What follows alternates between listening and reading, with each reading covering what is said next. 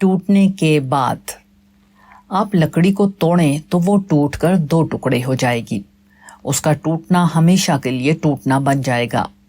लकड़ी अपने वजूद को दोबारा पहले की तरह एक नहीं बना सकती, मगर जिंदा चीजों का मामला इसके बिल्कुल बरक्स है।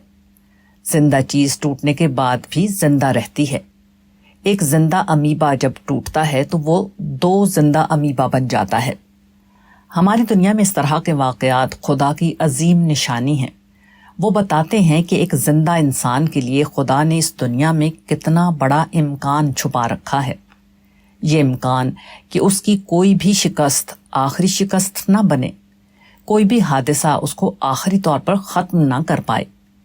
एक जिंदा चीज़ या एक जिंदा इंसान को कभी तोड़ा नहीं जा सकता।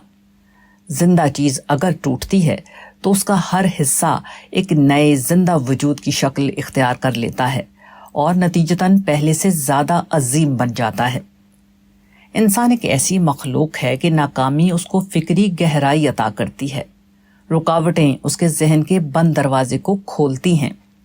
हालात अगर उसके वजूद के टुकड़े टुकड़े कर दें तो उसका हर टुकड़ा दोबारा नई जिंदगी हासिल कर लेता है। इस इम्कान ने इस दुनिया में किसी इंसान को अबदी तौर पर नाकाबिले तस्खीर बना दिया है। शर्त यह है कि वो जिंदा हो, वो टूटने के बाद दोबारा अपनी क़ुव्वतों को मुत्तहिद करना जानता हो, बाजी खोने के बाद वो अपना हौसला न खोए, एक कश्ती टूटने के बाद वो दोबारा नई कश्ती के जरिए अपना सफ़र शुरू कर सके।